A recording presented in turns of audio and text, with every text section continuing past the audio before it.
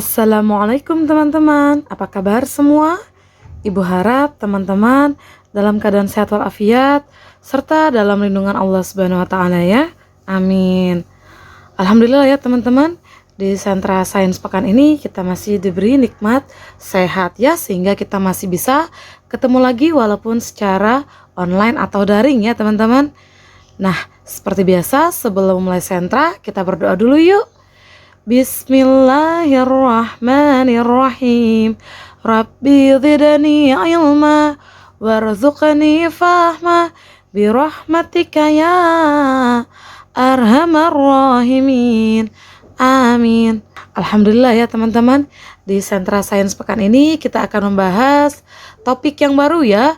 Untuk tema dan subtemanya masih sama ya, yaitu tema ciptaan Allah, subtemanya hewan. Nah, topik kali ini kita akan membahas tentang hewan air berdasarkan jenis makanannya ya. Nah, di pekan lalu kita sudah membahas tentang hewan daratnya ya. Pekan kali ini kita melanjutkan dari penyampaian pekan lalu, yaitu tentang hewan air ya. Hewan air atau hewan akuatik itu adalah segala jenis hewan yang hidup di air ya. Nah, hewan air ini dibedakan menjadi 3 jenis ya, yaitu adalah yang pertama hewan air tawar, yang kedua adalah hewan air payau, dan yang ketiga itu adalah hewan air asin ya. Nah, hewan air ini pada umumnya bernafas menggunakan insang ya, kecuali pada paus dan lumba-lumba ya, karena mereka bernafas menggunakan paru-paru ya.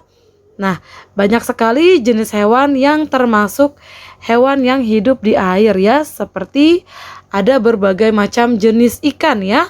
Ada udang, ada cumi-cumi, ada gurita, ada singa laut, landak laut, bintang laut ya, kerang, dan lain-lain ya. Nah, Ibu akan memberikan beberapa contoh hewan yang hidup di air atau hidup di darat dan air berdasarkan jenis makanannya ya. Yang pertama itu ada lumba-lumba, lalu ada hiu, gurita, kura-kura, kepiting, dan buaya ya. Nah, kita akan bahas satu persatu ya teman-teman ya.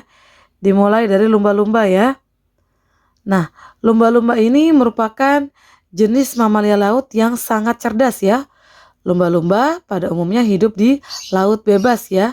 Namun lumba-lumba itu juga dapat hidup di perairan tawar ya.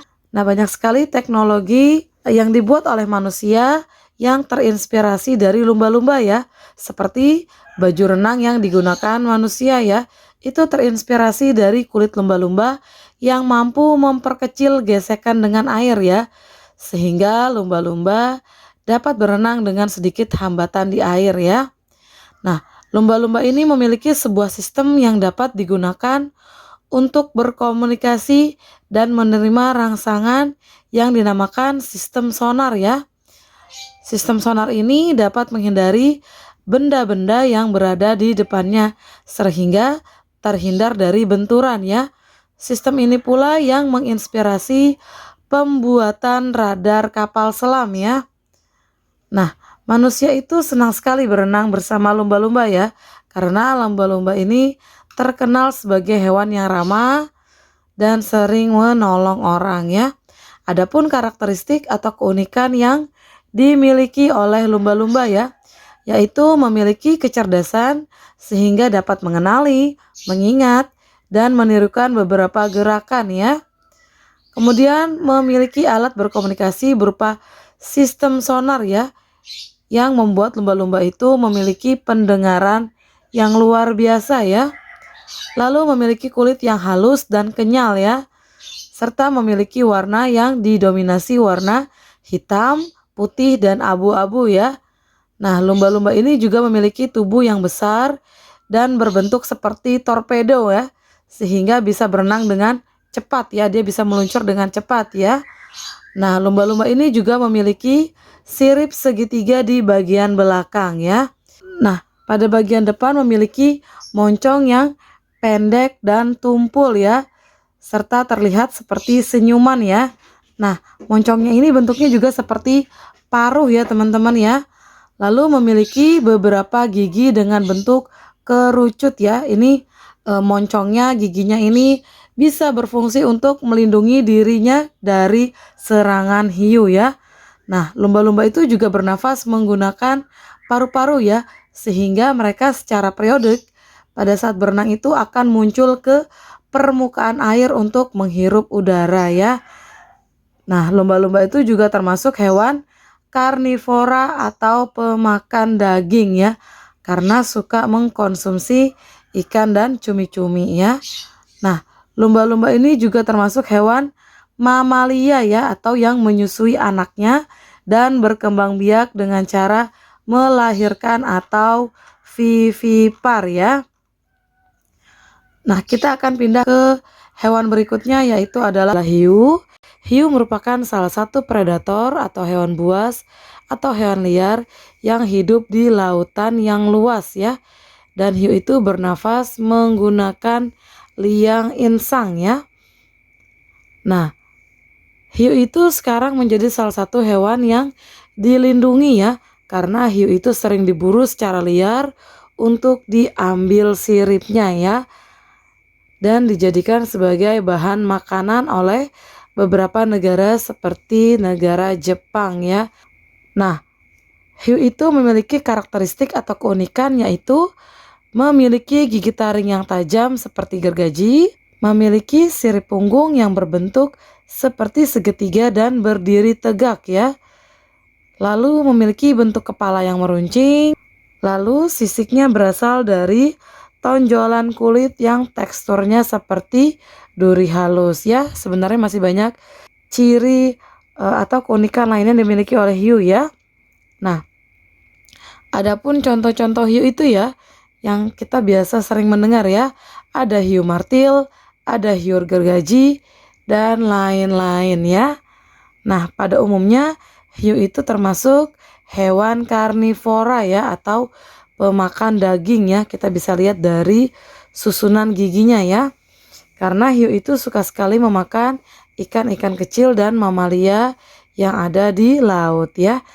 Namun spesial buat satu jenis hiu, yaitu hiu sekop, termasuk ke dalam golongan omnivora ya, atau pemakan tumbuhan dan daging ya. Karena hiu sekop ini selain memakan ikan-ikan kecil, dia juga memakan tumbuhan air ya, seperti lamun ya. Lamun ini adalah sejenis rumput laut yang berada di dasar laut dangkal ya. Nah, hiu itu berkembang biak dengan cara bertelur dan melahirkan atau ovovivipar ya. Tapi hiu tidak termasuk ke dalam kelompok mamalia karena tidak memiliki kelenjar susu ya. Nah, kita akan pindah ke gurita. Gurita merupakan salah satu hewan yang hidup di laut ya, dan merupakan golongan hewan moluska ya. Moluska ini teman-teman kalau mau gampang ingatnya adalah hewan yang bertubuh lunak ya. Gurita itu juga termasuk hewan yang dapat menjadi sumber protein hewani bagi manusia ya, bisa menjadi lauk pauk juga ya. Nah, gurita itu memiliki karakteristik atau keunikan seperti memiliki tubuh yang lunak sehingga dia fleksibel ya. Terus memiliki tinta sebagai alat pelindung diri, memiliki kepala yang besar. Nah, gurita ini memiliki 8 lengan ataupun kaki ya, dan terletak di bagian kepala ya. Terus gurita itu juga memiliki tentakel yang berfungsi seperti tangan untuk dapat memegang ya. Nah, gurita ini termasuk hewan karnivora atau pemakan daging ya. Contohnya itu adalah gurita suka sekali makan ikan, udang, daging kerang, dan lain-lain ya. Nah, gurita ini juga merupakan hewan yang berkembang biak dengan cara bertelur atau ovipar ya. Nah, kita akan pindah ke contoh yang kedua, yaitu adalah kura-kura ya. Kura-kura ini merupakan salah satu jenis reptil purba yang dapat hidup di dua alam ya, di darat dan di air ya. Kura-kura ini bernafas juga menggunakan paru-paru ya. Nah, kura-kura dan penyu ini adalah dua jenis yang berbeda walaupun banyak memiliki kesamaan ya, seperti sama-sama memiliki cangkang dan hidup di dua alam ya. Namun kura-kura ini lebih banyak menghabiskan hidupnya di darat ya, berbanding terbalik dengan penyu yang lebih banyak menghabiskan hidupnya di perairan ya, di laut ya. Adapun karakteristik atau keunikan yang dimiliki oleh kura-kura ya, yaitu memiliki cangkang atau batok atau rumah ya sebagai alat pelindungnya ya. Lalu memiliki 4 kaki, lalu bersisik, kemudian dapat memanjangkan lehernya serta dapat memasukkan seluruh tubuhnya ke dalam cangkangnya ya. Nah, kura-kura ini juga berjalan lambat saat berada di darat ya. Dan kura-kura itu juga memiliki ekor yang pendek ya. Nah, kura-kura ini dapat hidup di berbagai tempat seperti gurun, padang rumput, hutan, rawa, dan sungai ya. Nah, kura-kura ini jika hidup di perairan lebih menyukai hidup di perairan tawar berbanding terbalik dengan penyu yang kalau hidup di perairan lebih suka di perairan asin ya atau lautan ya.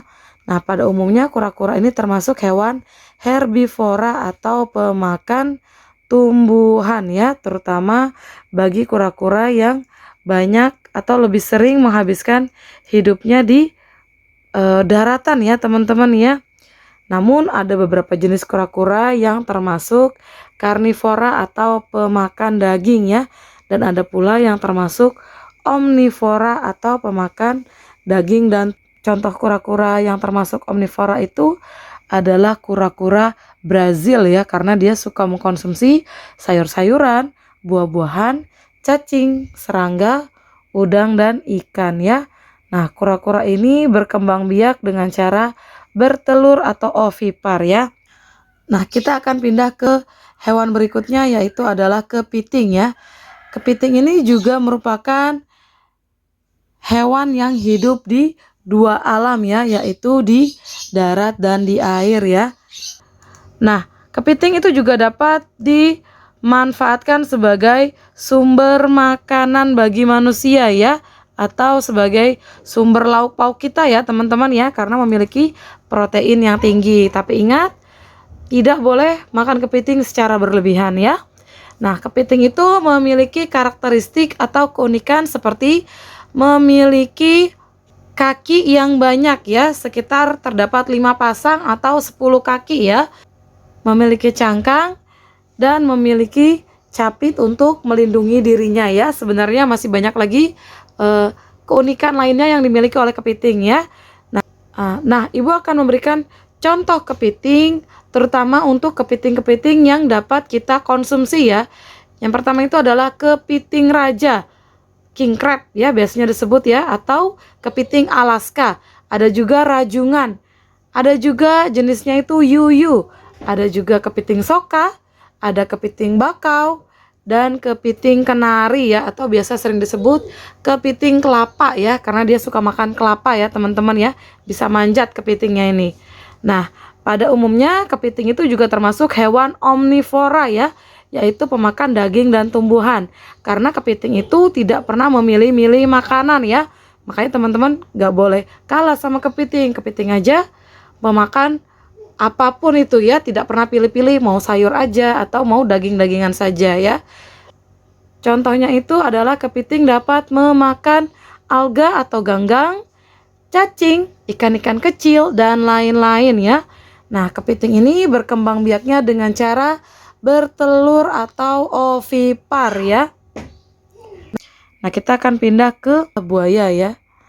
Buaya ini merupakan jenis reptil berbahaya yang termasuk ke dalam kelompok hewan yang dapat hidup di dua alam ya, yaitu di darat dan di air ya. Pada umumnya buaya itu hidup di perairan tawar seperti sungai, danau, dan rawa ya. Namun ada beberapa buaya yang hidup di air payau ya, seperti buaya muara ya. Air payau ini adalah air yang terjadinya pertemuan antara air asin dengan air tawar ya. Jadi tidak terlalu asin dan tidak terlalu hambar. Adapun beberapa jenis dari buaya ya, yaitu buaya rawa, buaya muara, dan lain-lain ya.